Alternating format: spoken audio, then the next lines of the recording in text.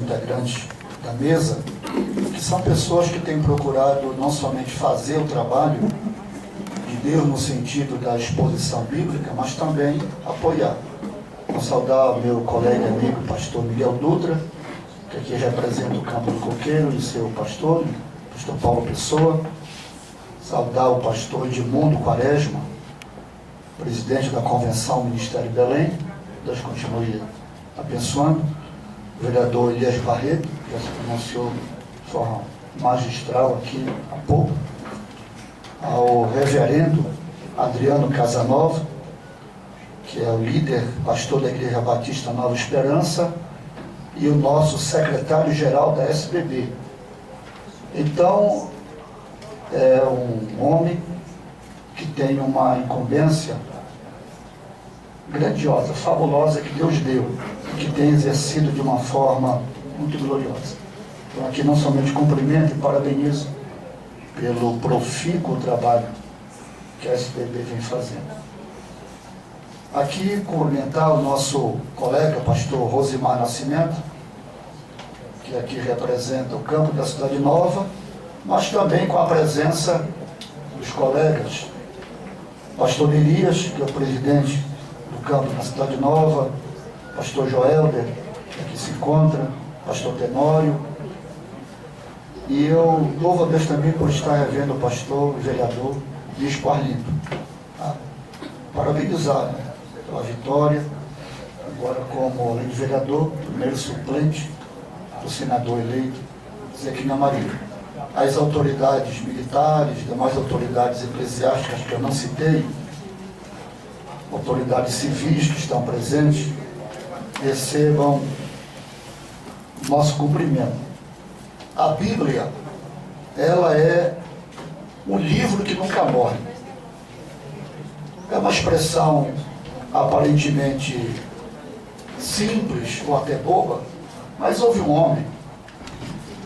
homem que, chamado popularmente de Voltaire, ainda que não era o nome dele.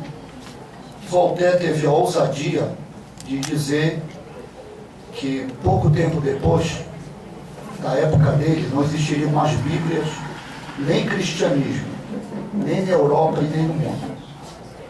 É interessante que mesmo com um citado arrependimento de Voltaire, foi até escrito, foi registrado, escrito, mas a enfermeira que acompanhou a sua morte chegou a citar que nunca mais gostaria de ver um infiel morrer. Pela forma como ele viveu e como ele via a Bíblia. Mas o que é interessante é que 100 anos depois de Voltaire, a Sociedade Bíblica de Genebra adquiriu a gráfica e a residência de Voltaire. E a casa que teve o homem decidindo, condenando a permanência ou existência da Bíblia, se tornou um local para abrigar Bíblias. E a gráfica que ele tinha se tornou um local para a produção de Bíblia. Porque a Bíblia é um livro que nunca morre. Então ninguém nunca vai parar a Bíblia. Eu quero só deixar aqui 3 versículos a vocês. O primeiro e o segundo nós encontramos na carta do apóstolo Paulo aos Romanos. Eu não vou pregar ou falar muito, só quero citar. E diz assim, Romanos capítulo 15, versículo 4, porque tudo que foi escrito no passado foi escrito para nos ensinar, de forma que, por meio da paciência e de um bom ânimo, tenhamos, através das Escrituras, esperança. Então a Bíblia, ela é o livro da esperança. Não existe nenhum outro livro, ainda que nós encontramos outros livros de cunho religioso ou espiritualista.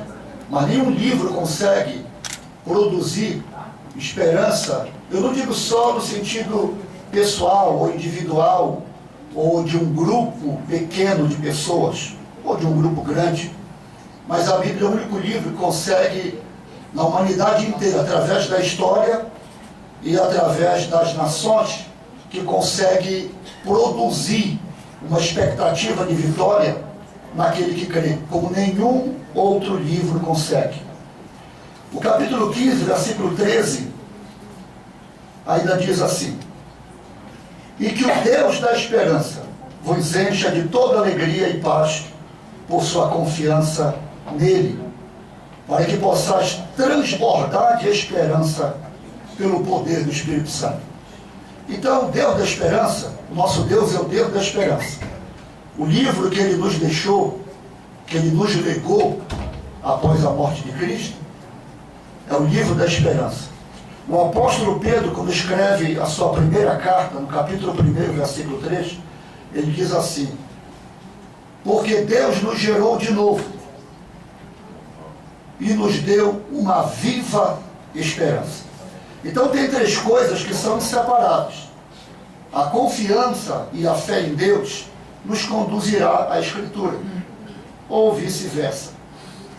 E a Escritura e a fé em Deus nos permitirá que possamos ser o povo da esperança.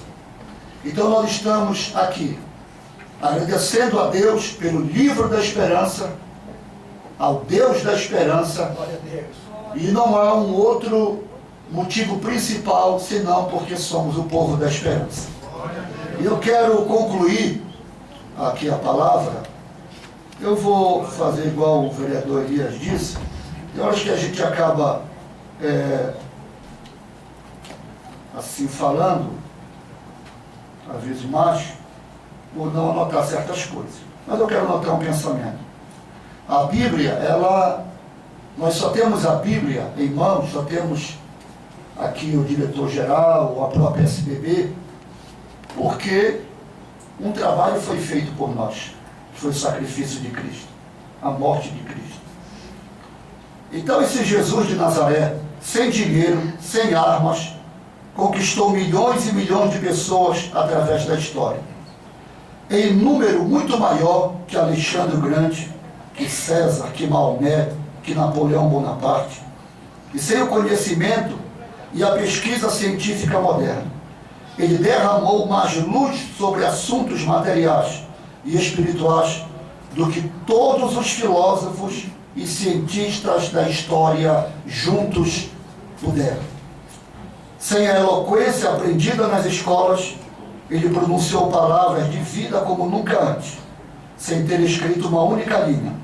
Ele colocou em ação mais canetas e forneceu temas para mais pregações, discursos, livros profundos, obras de arte e músicas de louvor do que todo o contingente de grandes homens da antiguidade e da história moderna.